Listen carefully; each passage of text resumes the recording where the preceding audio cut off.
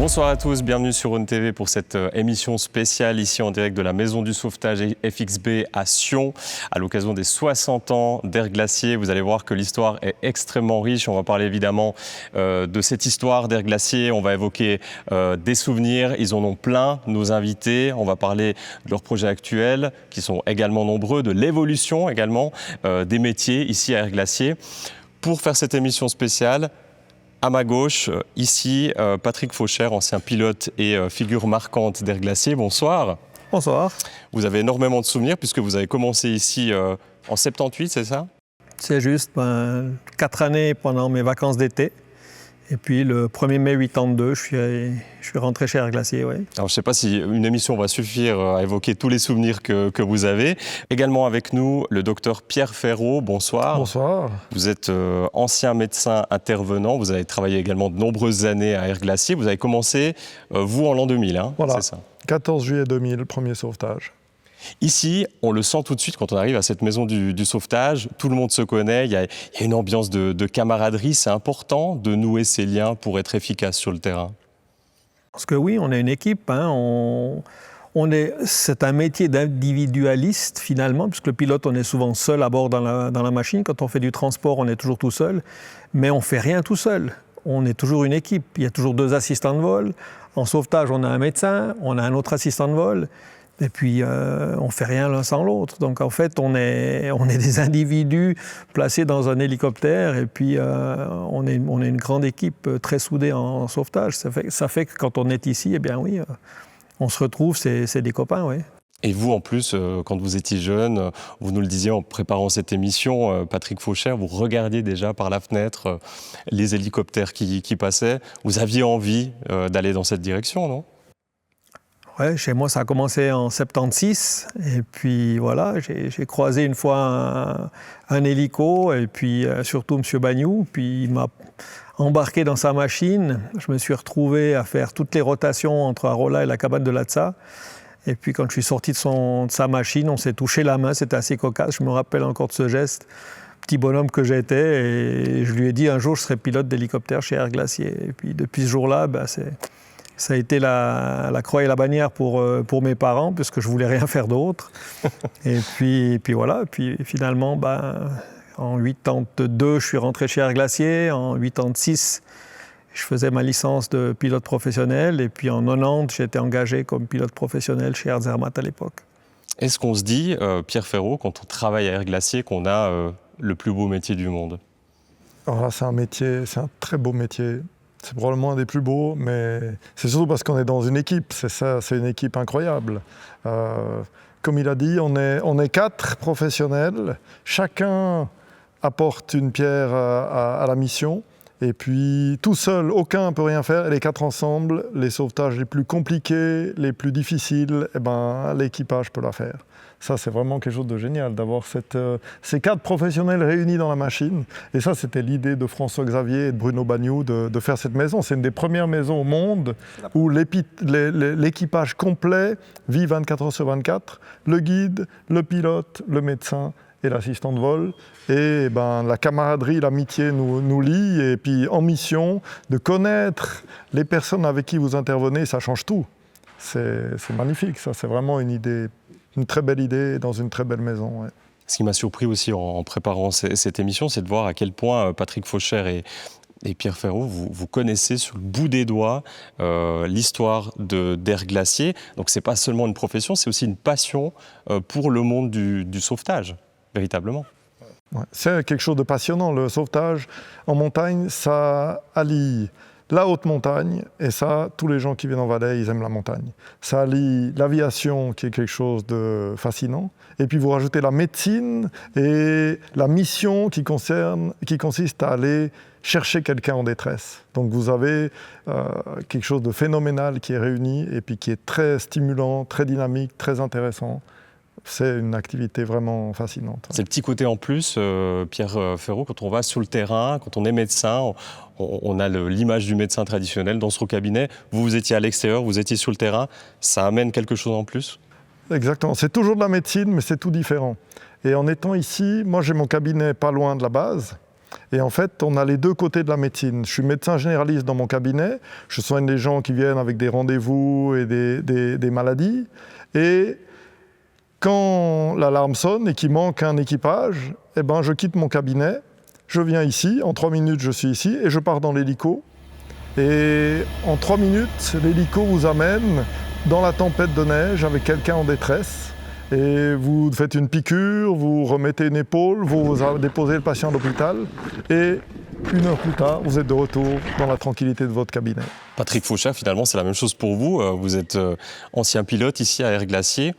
Piloter un engin pour Air Glacier, partir en mission, partir en sauvetage, il y a un petit côté très particulier dans ce métier, non ? Je ne sais pas si on peut... Oui, d'un côté, c'est particulier, mais moi, je ne l'ai jamais pris de côté particulier. Pour moi, c'était une passion, c'était de voler. Il y a le vol en montagne. Le secours est venu après, parce que quand j'ai commencé, c'est clair que j'étais plutôt un pilote de transport, donc c'était quelque chose que je voulais vraiment faire. C'était vraiment voler en montagne, et puis... faire ce que j'aimais, finalement, c'était voler ces machines, parce que cette machine-là, c'est juste fabuleux ce qu'on peut faire avec. Et puis, un petit peu pour, on va dire, aussi expliquer ce que permet l'hélicoptère. Alors oui, on arrive à aller chercher des gens en montagne. C'était le but principal, hein, c'était le but de départ d'Air Glacier. C'était de trouver une solution à la problématique d'un blessé à plus de 3000 mètres avec du vent, et le petit bel d'Hermann Geiger qui n'arrivait pas à aller là-haut. Et puis Bagnoud s'est décarcassé pour trouver cette fameuse Alouette 3 à l'époque, et puis créer Air Glacier comme ça. Moi, aujourd'hui, quand je repense à tout ça, avec toute cette carrière, je me dis aussi que l'hélicoptère, c'est un peu, une compagnie comme la nôtre, ici, c'est un peu un service public, mais privé.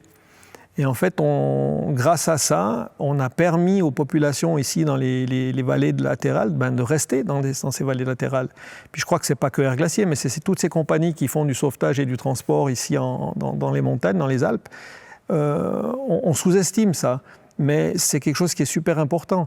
S'il n'y avait pas eu ces machines fabuleuses, eh bien, il n'y aurait pas eu les infrastructures qu'on a, que ce soit au niveau du tourisme, que ce soit au niveau de l'hydroélectricité, que ce soit au niveau des barrages, etc. Ce n'est pas nous qui avons construit les barrages, mais on a aidé après à entretenir toutes ces installations.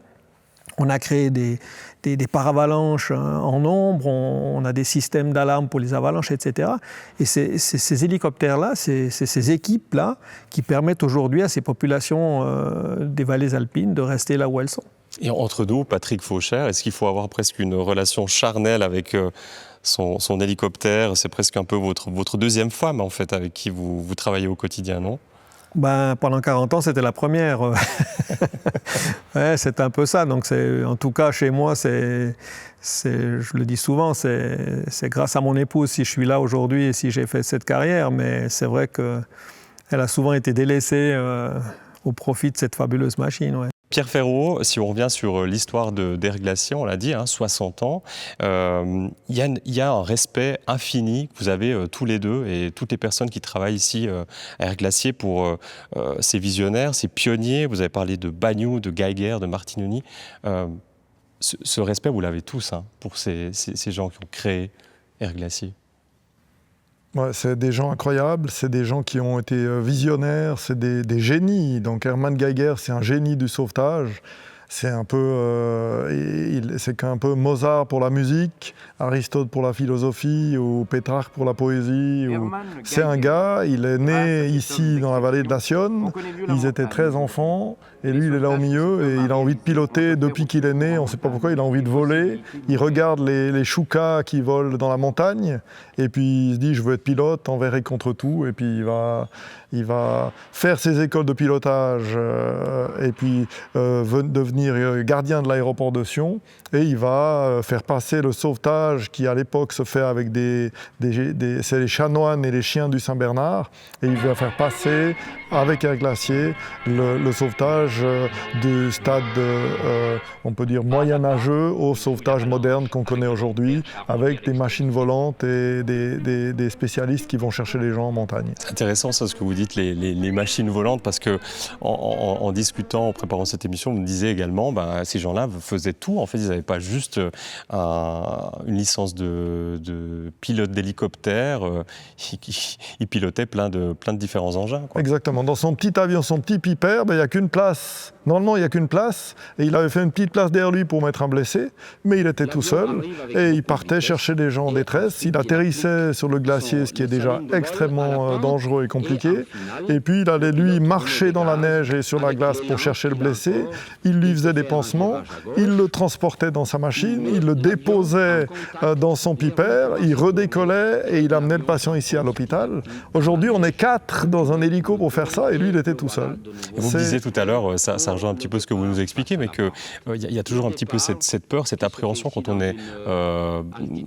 on doit partir en mission de sauvetage. Finalement, on ne sait pas trop ce qui va nous attendre. C'est aussi ça qui est c'est fascinant. Il faut être prêt à tout. En montagne, tout peut changer, les conditions peuvent changer très rapidement. Le vent, la météo, la neige, le terrain est dangereux. Vous êtes éloigné de tout. Si vous atterrissez et vous n'arrivez pas à décoller, vous êtes mort. Vous êtes seul dans la montagne à 3500 mètres, il y a des crevasses partout, le temps peut changer.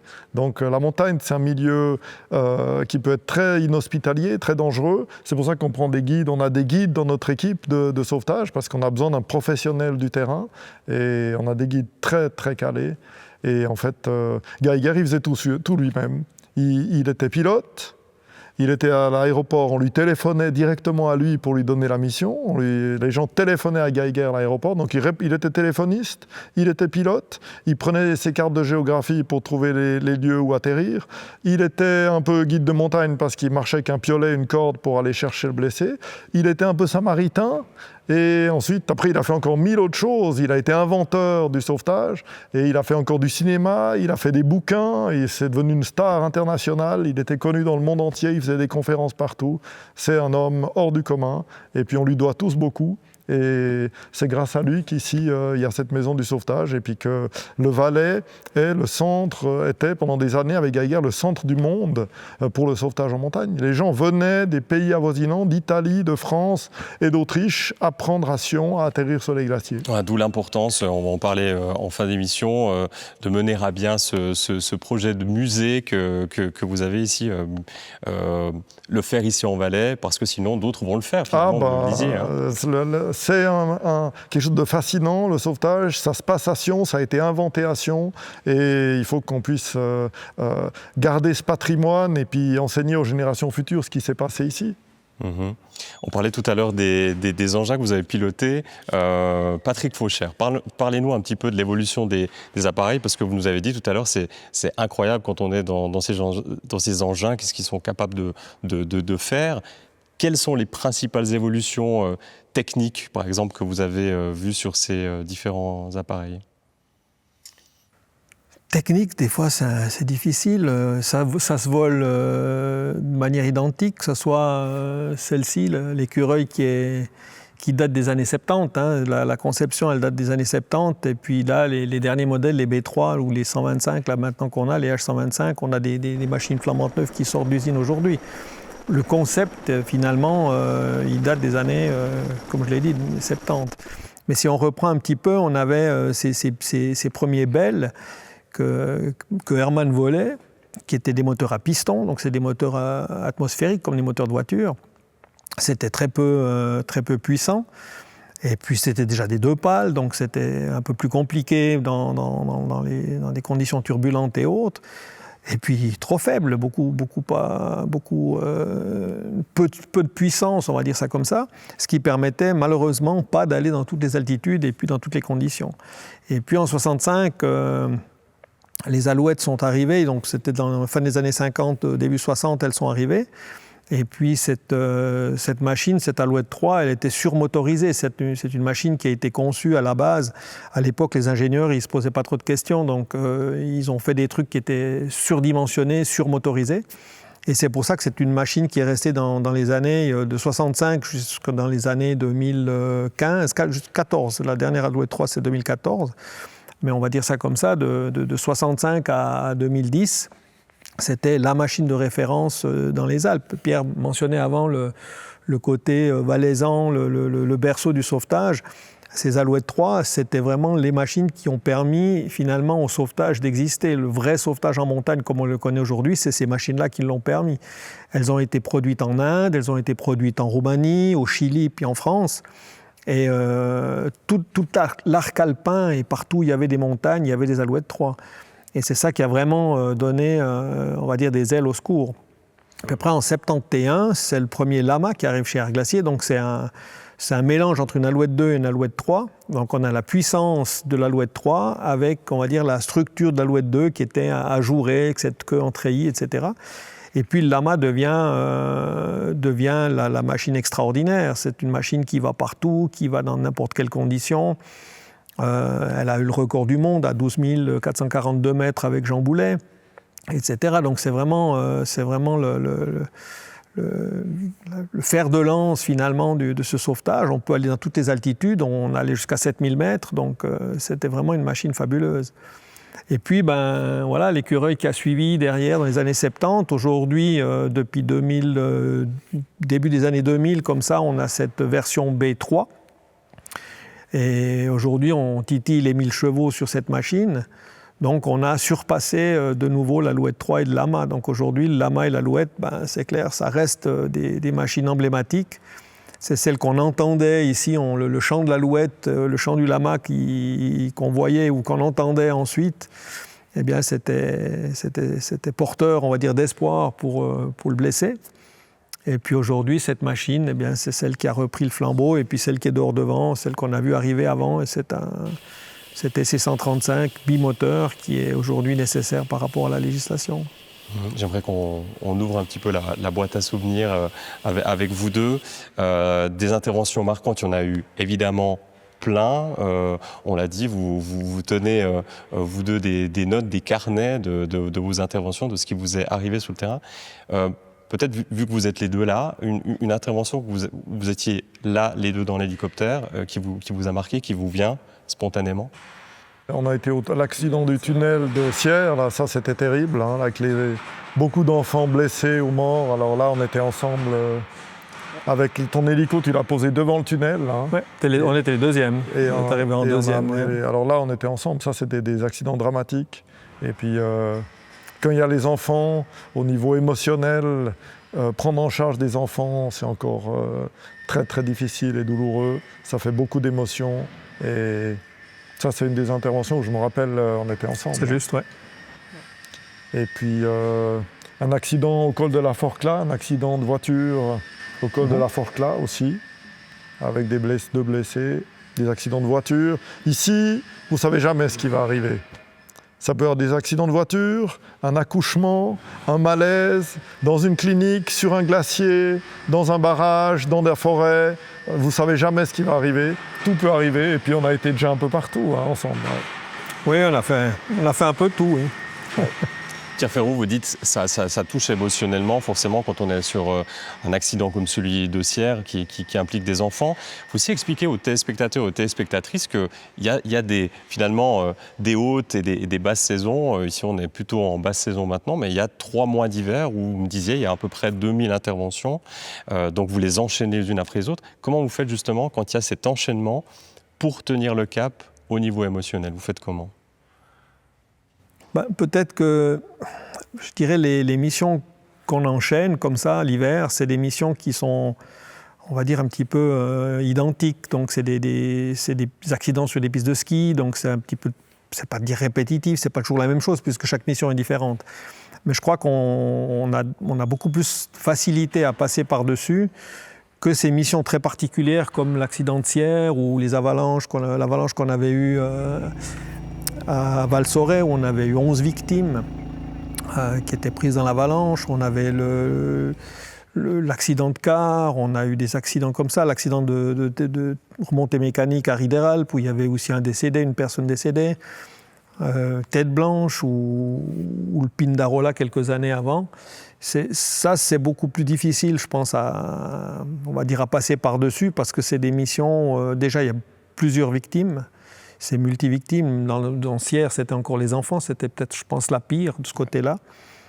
Et puis là, c'est clair que ça nous prend un peu plus de temps pour passer par-dessus. Mais l'équipage qui est à bord, les 4 personnes ou les 3 personnes qui sont sans cesse à bord, finalement, c'est les meilleurs psychiatres parce que quand on se revoit, on discute. Quand on est au café, on en discute. Et c'est vrai que pendant, je dirais bien, quelques temps après la mission, c'est toujours un peu les mêmes discussions, mais chacun un peu vide son sac. Et puis, c'est comme ça qu'on arrive à passer par-dessus et on n'oubliera jamais. Mais par contre, ça nous permet aussi de repartir. Et puis, il faut aussi le dire, on est là parce qu'on l'a. Voilà, c'est des métiers de passion.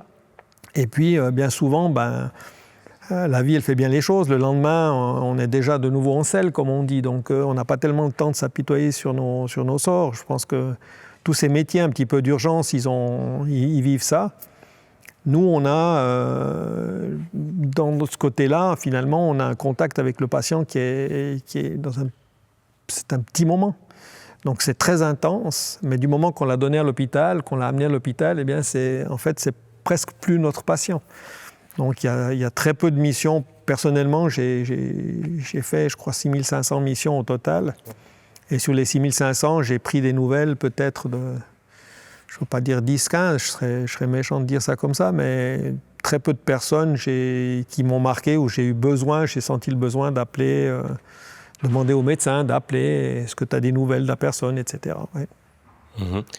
Pierre Ferraud, ça fait aussi partie de votre job, ça faisait partie de votre job de se détacher un peu et de se dire, voilà, on a fait le maximum, maintenant on passe à la prochaine mission.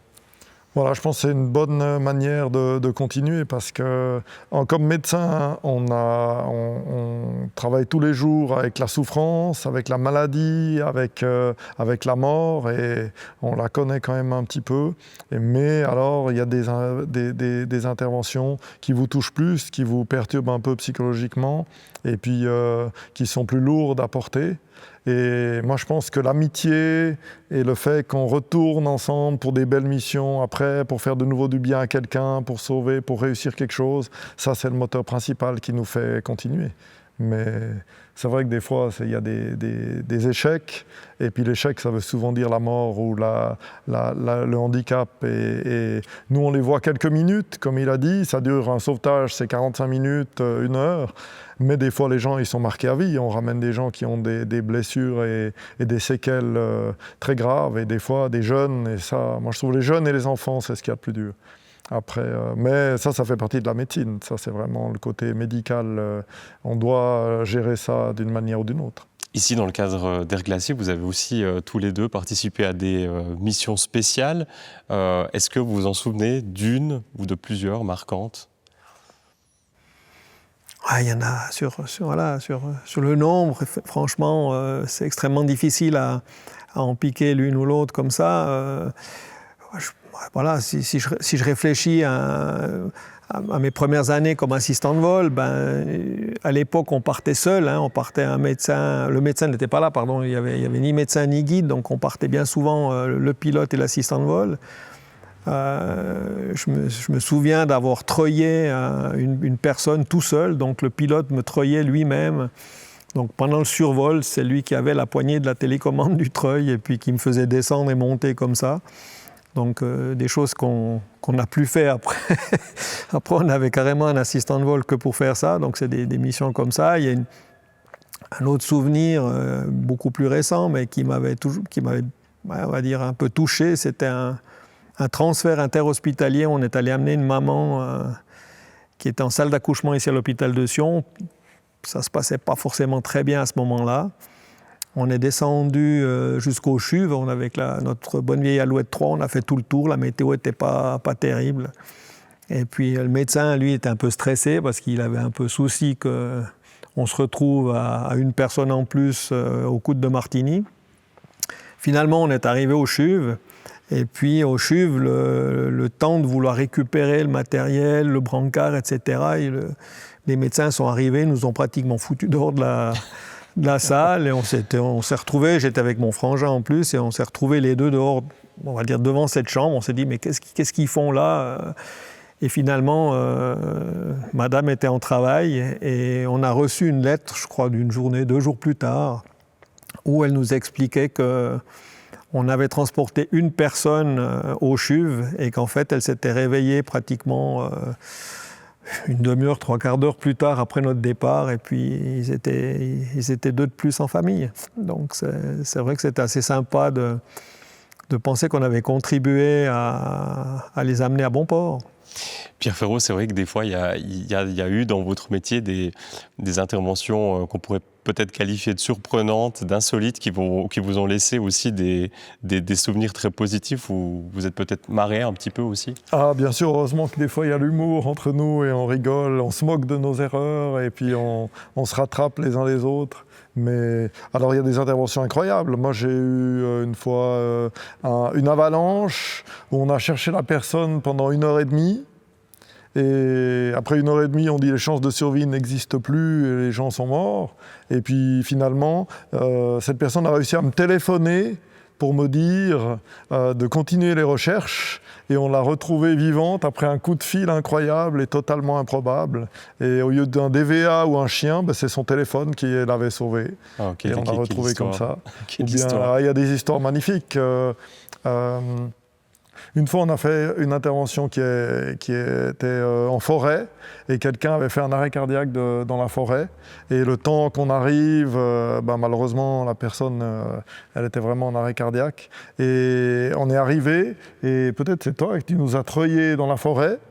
Et on arrivait porter secours à ces gens qui étaient tellement désemparés de voir leurs proches inanimés. Et puis la personne nous a dit, écoutez, vous êtes arrivés, le ciel s'est ouvert, la forêt s'est écartée et vous êtes descendus. C'était quasiment biblique pour elle. Presque une intervention divine. Exactement. Ils nous ont dit, Et puis on a dit, mais écoutez, on n'a pas pu le sauver, on est désolé. Et puis on a fait tout ce qu'on a pu, mais voilà, on n'a pas pu le sauver. Ils nous ont dit, vous êtes arrivés, on n'était plus seuls. C'était déjà magnifique ce que vous avez fait pour nous. Et moi, j'ai trouvé magnifique, parce que pour nous, c'était une mission, un échec. La personne était décédée. Malheureusement, on arrive souvent trop tard dans ces cas. Mais la sensation de ce qu'on avait apporté aux gens était incroyable. Ils étaient plus seuls avec la mort, mais il y avait des professionnels et le ciel s'était ouvert pour leur apporter du secours. Moi, j'ai trouvé cette image magnifique. Quand on a vécu autant de choses comme vous deux, est-ce que c'est difficile à long terme de rester impartial face à ce qu'on voit, ce qu'on vit sur le terrain? Moi, je ne sais pas. Des fois, oui, des fois, on se dit, mais ça, c'est plutôt le côté... Chez moi, c'était plutôt le côté praticien. Donc, je fais aussi du ski, un peu de pot de phoque, un peu de randonnée, etc. Et puis, c'est peut-être aussi ce côté-là où je me dis, mais pourquoi, qu'est-ce qu'ils ont été faire là, ou etc. Mais à aucun moment on s'est permis de critiquer, c'est plutôt des pensées personnelles, mais à aucun moment on s'est permis de critiquer. Finalement, ces gens, ils se retrouvent dans ces situations comme ça, et puis on est aussi là pour aller les chercher, donc c'est aussi notre métier. Donc éviter le jugement... Je crois que si on commence à juger, c'est pas... le futur n'est pas garanti pour nous, parce qu'on va s'exciter, on va s'embêter, et puis on va se dire, mais c'est plus ma tasse de thé, donc j'arrête. Donc je crois qu'il faut éviter ça, ouais. Est-ce que vous avez parfois senti, Pierre Ferraud, de la part de certaines personnes que vous êtes allé chercher sur le terrain, de la part de certains patients ou des patientes, une certaine forme de honte, voilà, de se dire, on fait appel au secours, je sais que j'ai pris des risques, voilà, j'ai fait peut-être du hors-piste. Est-ce que ça, vous l'avez ressenti des fois sur le terrain? Alors on a des blessés des fois qui sont tout penauds et tristes parce qu'ils ont pris des risques, ils ont eu très peur et puis ils pensent avoir mis en danger éventuellement les sauveteurs ou comme ça. Il y a un jeune homme qui avait été treuillé dans une falaise à Verbier par les deux Pascal, à Olama, c'était peut-être toi. Et en fait, ils ont mis des pieux à neige, ils ont dû planter des pieux à neige, s'assurer l'un l'autre pour aller sortir ce jeune qui était dans une falaise et qui se tenait avec les quelques doigts. Voilà, au Montfort, exactement. Juste, ouais. Et puis après, ces deux guides arrivent à le sauver. Et en fait, on a même un bout d'interview où on voit, et en fait, il dit « Je suis trop bête, j'ai pris des risques et je vous ai fait courir des risques. » Et puis là, les guides, ils sont tellement forts, ils disent « Mais non, t'étais un petit peu à la limite. » Mais ça, ils sont beaux, ils sont très forts. C'est un très beau moment de sauvetage, ça. Ah ouais. Non. Des fois, les gens se rendent compte qu'ils ont pris des risques, mais c'est aussi beaucoup un peu de l'ignorance. Et puis, on voit tellement de belles images à la TV, dans le ski, dans la montagne. C'est tellement un milieu qui est fascinant, qui est beau. Les gens, ils ont toujours envie d'aller plus loin, d'en faire plus. Et moi, je trouve que c'est un piège, un peu la montagne, tellement c'est beau. Et tellement on a des belles sensations en skiant dans des belles pentes, en skiant dans de la belle neige. Moi, je comprends qu'ils vont trop loin, mais c'est l'être humain. Et nous, on n'est pas là pour juger, je suis d'accord. Nous, on vient, on fait le secours le mieux possible. Et puis après, on ne juge pas. C'est comme dans la maladie. On n'est jamais coupable d'être malade. On est toujours victime de la maladie ou de l'accident. Et nous, on va aider les victimes, mais on ne les juge pas. En général, c'est comme ça. Ouais. C'est ce qui fait qu'on accepte aussi le challenge et puis l'improvisation, puisque des fois on part dans des conditions qui sont vraiment pas folichonnes, et puis on se dit, qu'est-ce qu'on fait là ? On serait mieux ici tranquille en train de jouer aux cartes ou d'aller boire un verre, mais c'est le fait de ne pas réfléchir à ce que la personne a fait ou pas fait. Elle a besoin de nous, on va voir, on va voir. Donc ça ne veut pas dire qu'on va la sauver, mais on va tout faire pour, et puis finalement on s'enlève aussi cette pression. Donc, je disais toujours, on est des sauveteurs et pas des sauveurs. Et c'est ce qui permet aussi justement d'aller voir et puis de faire ce qu'il faut faire. On a eu l'occasion de voir Air Glacier dans notre série au cœur des secours. Rappelez peut-être à nos téléspectateurs comment vous êtes en mission, quel est le dispositif dans l'hélicoptère, qui fait quoi et qui part en mission ? Déjà, on est dans cette maison du sauvetage qui a été créée dans les années, fin des années 80 et puis effectivement dans les années 2000 ici. Et puis on se retrouve les quatre, puisqu'on a chacun une chambre ici derrière, donc on reste ici 24 heures. Et dès que le téléphone va sonner, maintenant c'est un nouveau système de messages, mais avant on passait avec un téléphone, on va recevoir l'information en même temps. Donc les quatre intervenants, ils reçoivent l'information en même temps.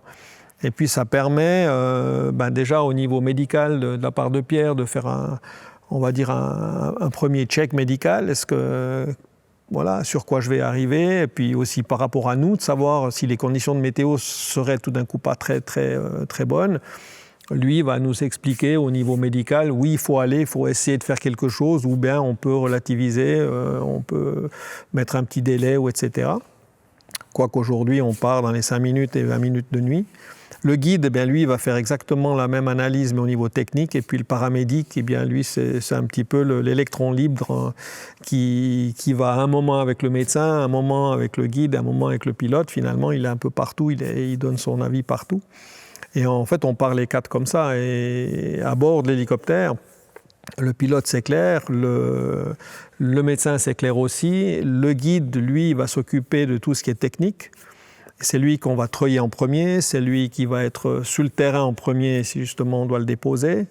C'est lui aussi qui va organiser la partie terrestre si malheureusement l'hélico ne peut pas aller plus loin. Et puis l'assistant de vol, c'est le paramédic. Lui, il a un peu cette tâche où d'un côté, il est à bord de l'hélicoptère, c'est lui qui manipule le treuil. Donc c'est lui qui va faire descendre le guide en premier, ensuite le médecin. Et puis, dès qu'on va récupérer notre équipage et qu'on va se retrouver sur une place où on peut se poser, le paramédic, il va encore donner un coup de main au médecin, éventuellement, si besoin est, pour médicaliser le patient. Et comment vous faites, si on prend l'image du chef d'orchestre, la partition, comment vous savez, c'est le moment où moi je dois intervenir, je dois faire ci, je dois faire ça. Comment vous savez ça? Je crois que ça se fait naturellement parce que finalement, tant qu'on vole, tant qu'on va vers le lieu, vers la destination, je dirais qu'il y a le guide qui va un petit peu, analyser un petit peu tous les paramètres, surtout par rapport à la météo, en train de se dire est-ce que ça va le faire, ça va pas le faire. Si ça le fait pas, il faut que je trouve une solution. Mais tant qu'on vole, c'est le pilote qui a les commandes et c'est lui qui est entre guillemets le chef de mission à ce moment-là.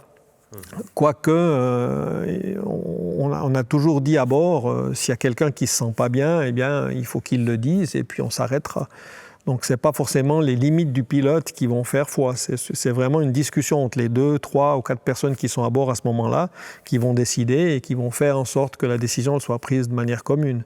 Puis après, dès qu'on arrive sur site, il y a la partie technique. C'est peut-être le guide à ce moment-là qui va devoir prendre un peu le leadership.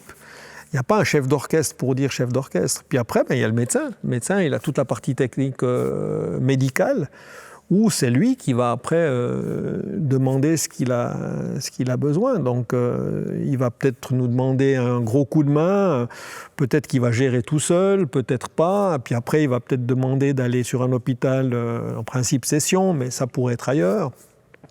Donc après, c'est ses décisions, c'est sa discussion, mais je crois qu'on est vraiment une équipe, hein, et puis on discute tous ensemble tout le temps. Le but, c'est ça, c'est de ne pas outrepasser finalement les limites que peut-être une personne individuelle pourrait prendre. Là, on n'est pas seul, on est 4 à bord, et puis en transport, on est tout seul, le pilote est tout seul. Il a ses 2 assistants de vol au sol qui vont lui donner un coup de main au niveau de la météo, du vent, etc., qui vont le guider. Mais finalement, toutes les décisions, il les prend tout seul. Et alors qu'en mission de sauvetage, eh bien, voilà, on est 4 individualistes, mais on réfléchit, on pense et on discute tout le temps ensemble, justement, pour prendre les décisions ensemble. Pierre Ferraud, vous, quand vous montez dans l'hélicoptère, quand vous donne les premières infos, quand vous dit, voilà, on part en mission, cette personne est dans tel état, est-ce que vous avez développé au fil du temps presque un 6e sens, vous vous dites, ça sent bon, ou à l'inverse, ça sent mauvais? Voilà, bien sûr, maintenant on connaît un peu les maladies et les cas d'accidents auxquels on va être confronté. Et puis c'est clair qu'on se prépare mentalement pendant le vol et puis pendant le trajet à qu'est-ce qu'on va rencontrer. Donc on peut penser, on a nos listes de médicaments, on a le matériel, on a des grands sacs de matériel. À l'époque, les pionniers partaient avec 2 seringues et 3 ampoules. Nous, on a un sac qui pèse combien ? 20 kilos, avec 200 médicaments, on a des bonbonnes d'oxygène, on a du matériel technique, on a quasiment une salle d'opération. Dans l'hélico, vous avez une salle d'opération.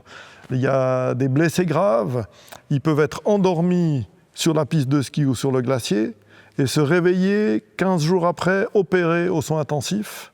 Et on les met dans un coma artificiel s'il faut. On leur assure les fonctions vitales, la respiration, la circulation.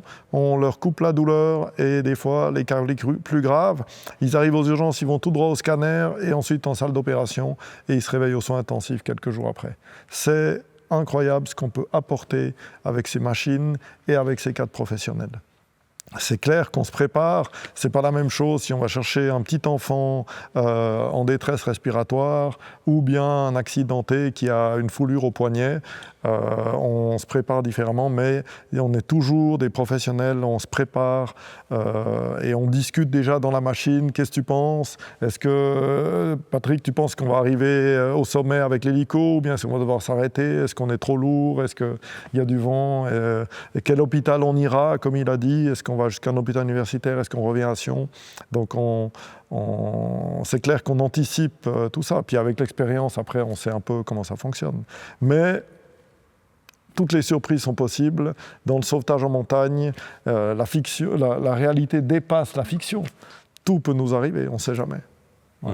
Peut-être aussi que depuis les années 90, hein, parce qu'avant on n'avait pas ça, mais jusqu'au, on va dire, en tout cas ce qui me concerne, de 82 à 90, 92 comme ça, on partait vraiment à l'improviste. On nous disait, ben voilà, il y avait un coup de téléphone qui arrivait, soit chez Air Glacier, parce qu'il n'y avait pas la centrale du 144, donc ça n'existait pas. Donc ça arrivait chez nous en direct, donc Air Glacier avait un numéro d'urgence, et puis les gens nous appelaient, on nous disait, il faut aller dans telle et telle région, voilà, tu trouveras bien quelqu'un. Et c'est vrai qu'on partait vraiment à l'improviste, on n'avait pas d'informations sur ce qui s'était vraiment passé. Souvent, c'était encore dans les cabanes, quelqu'un qui avait vu tomber quelqu'un. Donc, c'est le téléphone de la cabane, le gardien ou quelqu'un d'autre qui disait « Oui, j'ai vu quelqu'un qui est tombé dans la face X ou Y. Donc, il faut venir voir, on ne sait pas ce qu'il y a. » Et on se retrouvait, on part avec quoi ? Est-ce qu'on part avec un guide ? On va chercher un guide, on ne va pas le chercher, etc. Et on se retrouvait sur la même mission. Je me souviens à l'Obergabelhorn une fois où on est parti pour une jambe cassée au fond de la pente avec une personne qui avait fait toute la pente. et puis qui s'est retrouvé après au bord de la Rimée avec sa jambe cassée. Et puis finalement, quand on l'a commencé à la médicaliser à notre manière à l'époque, eh bien, il nous a dit « Oui, mais j'ai 2 autres copains. » Et puis, ils sont où les 2 autres copains? Un, il était toujours au sommet. Et puis l'autre, il était dans la crevasse juste derrière, malheureusement décédé. Donc on partait comme ça, vraiment à l'improviste. Aujourd'hui, depuis les années 90, 90, comme ça, on a ces portables, ces téléphones portables. Et aujourd'hui, le 144, quand il nous appelle, il nous donne pratiquement tout. On sait presque tout. On a les coordonnées aujourd'hui exactes. On sait ce qui s'est passé. On a le contact avec le client, le patient. Donc on est quand même un peu plus préparé.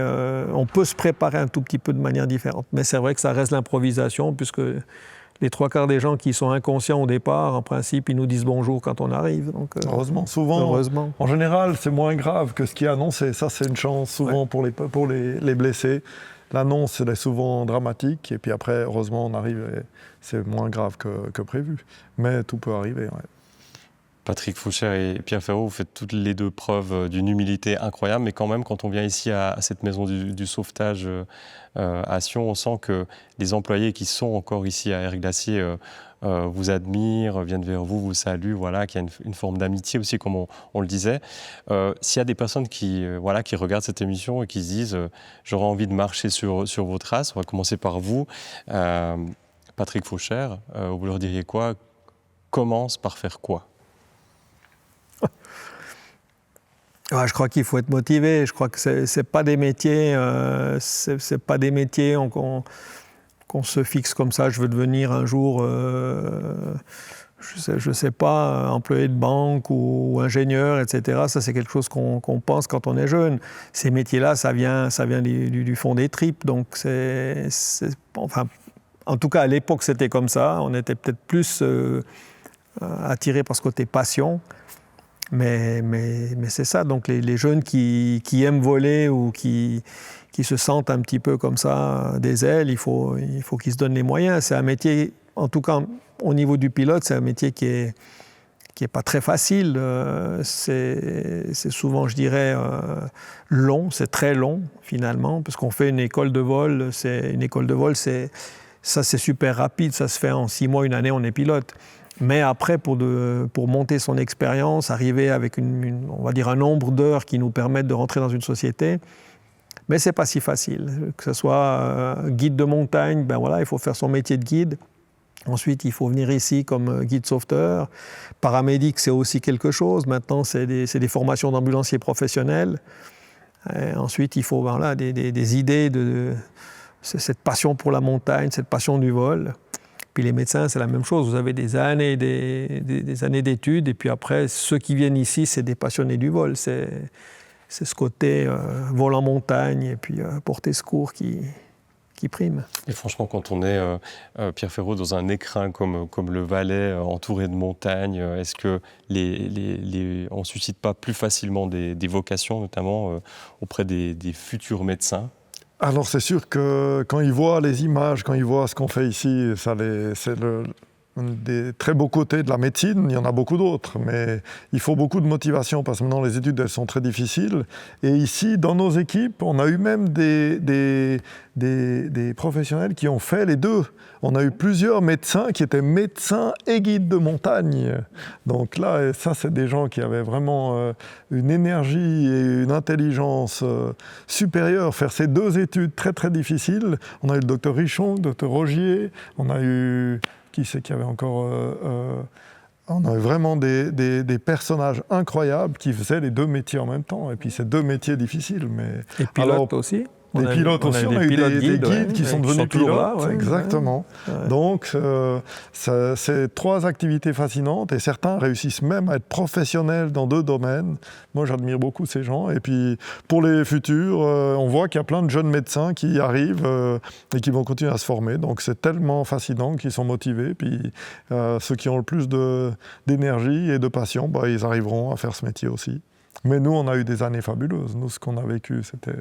fabuleux, ouais. Je pense qu'on fait partie des privilégiés. Moi, je me considère comme privilégié parce qu'avoir eu la chance de voler avec des gens comme Fernand, Herman, je ne l'ai pas connu, mais Fernand et Bagnou, Et puis de l'autre côté, commencer le sauvetage seul avec un pilote, puis ensuite avec un guide, puis ensuite avec un médecin, et puis finalement finir ma carrière avec un hélicoptère, un bimoteur qui permet, comme disait Pierre avant, c'est une mini salle d'opération qui est volante. Ben, franchement, Puis d'avoir connu cette évolution, on a quasiment eu le temps des pionniers. Avec Bagnoud, c'était le temps des pionniers.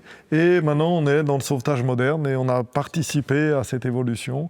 Moi, je trouve ça, on a eu beaucoup de chance ces années. On a vu beaucoup de choses et on a eu beaucoup de chance de faire ça. D'où l'importance, vous me le disiez tout à l'heure, on va en parler, de ce projet qui vous occupe maintenant en tant que jeune retraité d'Air Glacier, surtout vous.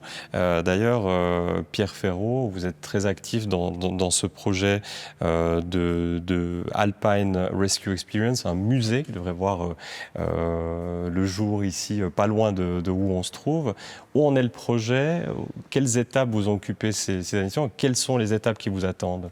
Alors, en fait, c'est la fascination pour cette histoire du sauvetage et cette évolution qu'il a eue. Et ça m'a passionné. Comme j'étais un des plus anciens médecins, j'ai regardé un peu le passé et j'ai trouvé un véritable trésor. Le trésor, c'est ces héros, ces hommes de légende qui ont fait ça.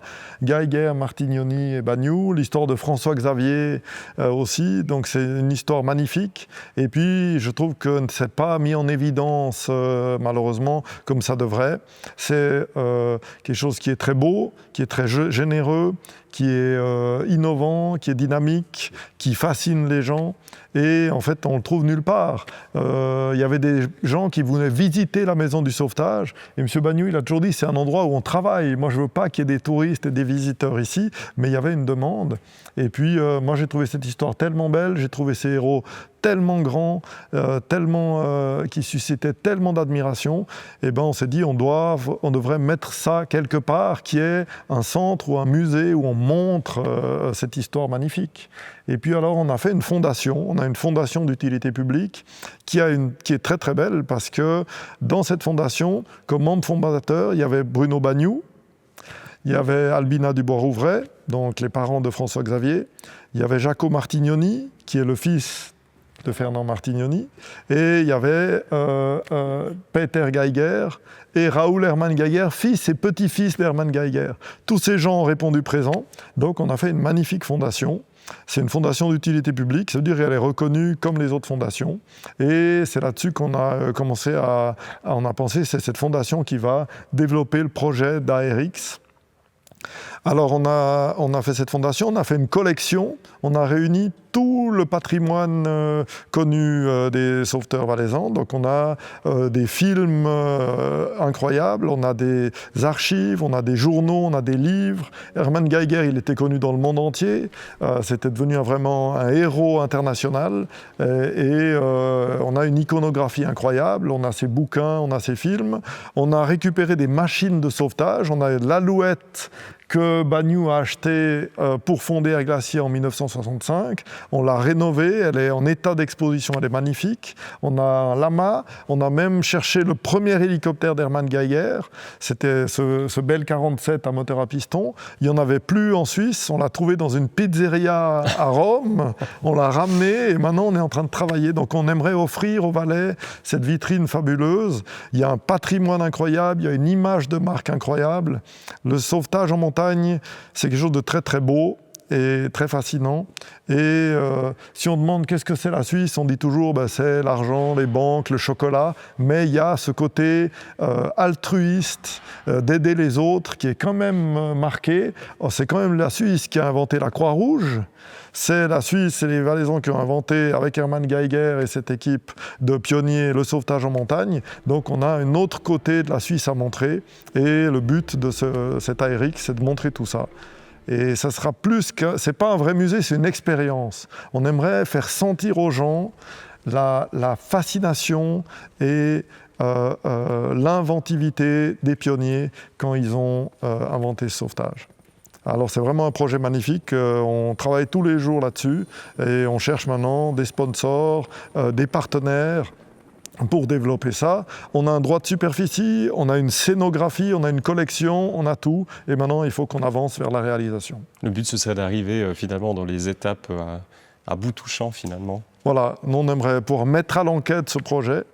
Alors pour ça, il nous manque encore du soutien. On cherche du soutien. Si vous m'offrez une tribune, moi je la prends. Ça veut dire on a besoin du soutien des pouvoirs publics, un vrai soutien de la ville de Sion, du canton. Et puis on a besoin aussi du soutien du privé.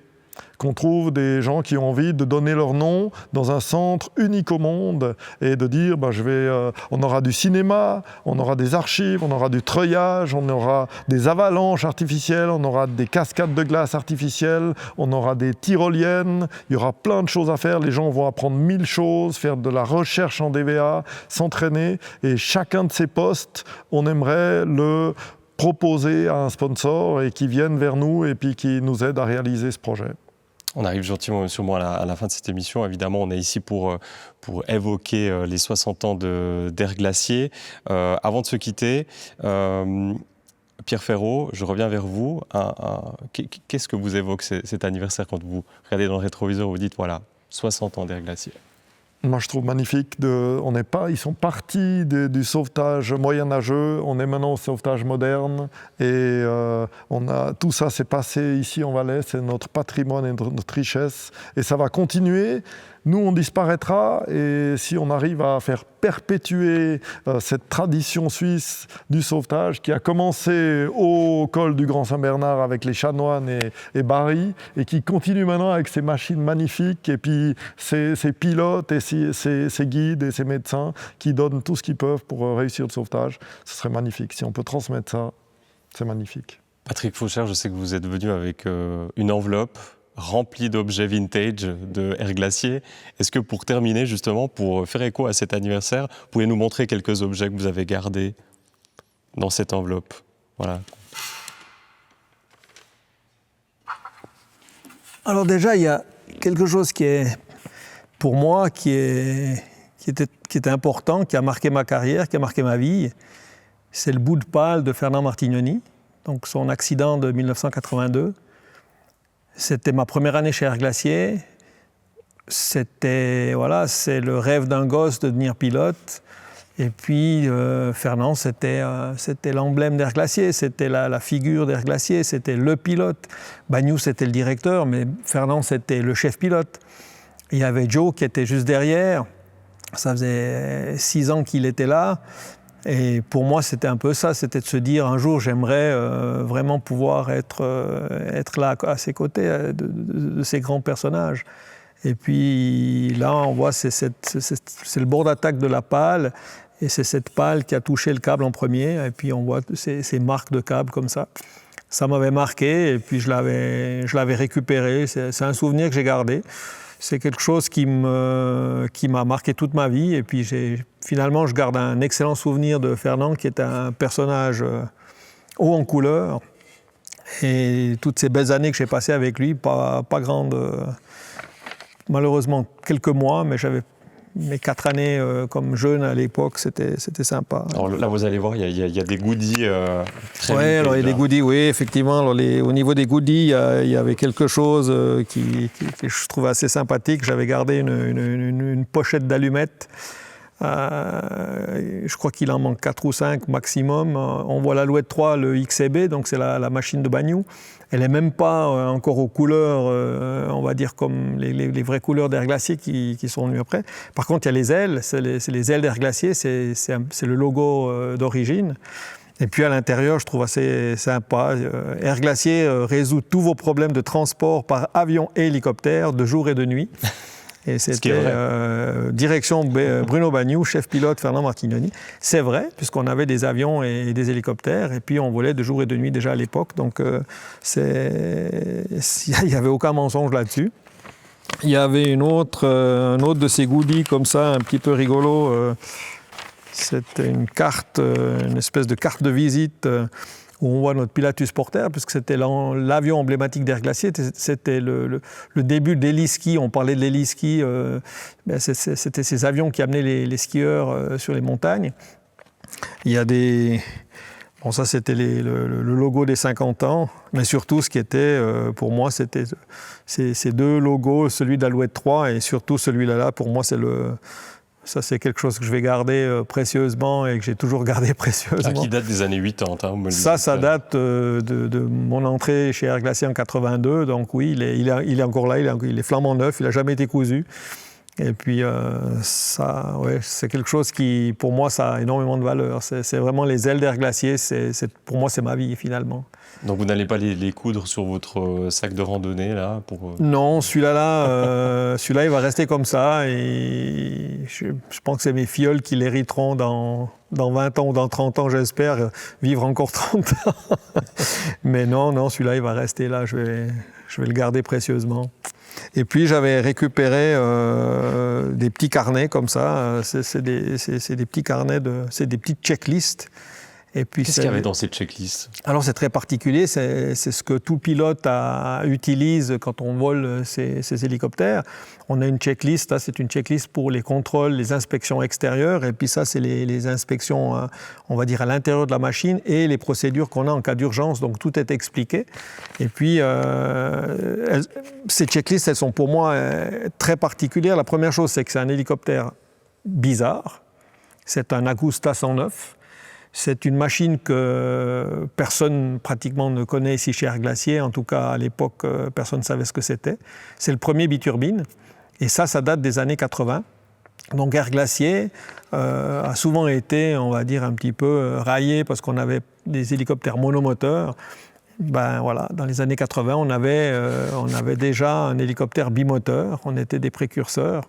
Et puis la checklist qui est ici, il y a une écriture dedans, on voit tout est écrit de manière manuscrite. Et puis c'est la checklist de François-Xavier Bagnoux qui l'a signée ici au départ. Donc c'était ces checklists, François-Xavier qui volait cette machine bimoteur. Donc pour moi, c'est des petits goodies, c'est des petits souvenirs que j'ai gardés. Et puis voilà, un jour, j'espère que je pourrai transmettre ces checklists. C'est ce que j'allais dire. Pierre Ferraud, il va falloir discuter avec on va négocier Patrick. On va négocier ça pour le musée. Exactement, pour l'éternité au musée. Les gens viendront admirer tout ça, toute cette histoire, c'est magnifique. Je le garderai pour le musée. Merci de nous avoir suivis sur Road TV. Cette émission spéciale 60 ans d'Air Glacier arrive à son terme. Merci à toute l'équipe technique qui a œuvré pour cette émission. Merci à vous également, Patrick Fauchère et Pierre Ferraud, d'avoir participé à cette émission. N'oubliez pas que vous pouvez revoir en replay et en tout temps sur rhônefm.ch/secours notre série spéciale au cœur des secours. On se retrouve très bientôt sur Rhône TV. Belle suite de soirée.